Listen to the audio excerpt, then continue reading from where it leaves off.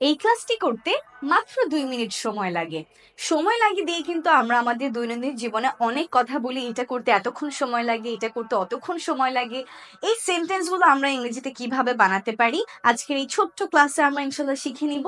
আমরা যদি বলতে চাই সময় লাগে দিয়ে কোনো কথা, আমরা কমনলি জাস্ট একটা ফ্রেজ ইউজ করব, সেটা হচ্ছে ইট টেকস টাইম টু। কি ব্যবহার করব?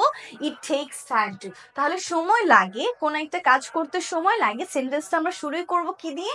ইট টেকস টাইম টু এবং তারপর V1। It tax time to plus V1। কয়েকটা এক্সাম্পল একটু আমরা দেখি।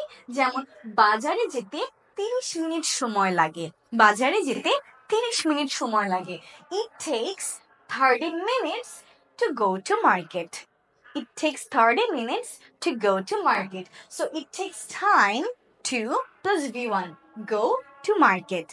একইভাবে আমরা বলতে পারি ইংরেজি শিখতে 6 মাস সময় লাগে।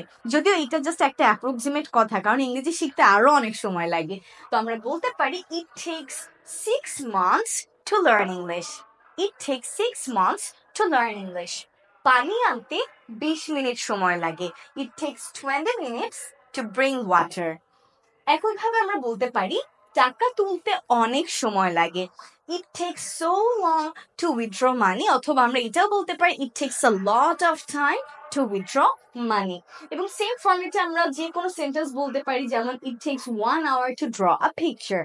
তো কোনো একটা কাজ করতে সময় লাগে, it takes time to কি করার, ওই কাজটাকে জাস্ট আমরা V1 ফর্মে বসিয়ে দিব, তাহলেই হয়ে গেল। আর মাঝে যদি আমরা সময়টাকে মেনশন করি, 30 মিনিট, 6 মাস, 20 মিনিট, অনেক সময় অথবা 1 ঘন্টা, ওইটাকে জাস্ট আমরা মাঝখানে ইনক্লুড করে ফেলবো। ইট tax dash time to V1। এভাবেই ইজি ওয়েতে গ্রামার শিখতে আপনি যুক্ত হয়ে যেতে পারেন আমাদের সবার জন্য গ্রামারওয়ালা কোর্সে, যেখানে মাত্র 999 টাকায় আমরা A to Z সব ধরনের গ্রামার কিন্তু পেয়ে যাব।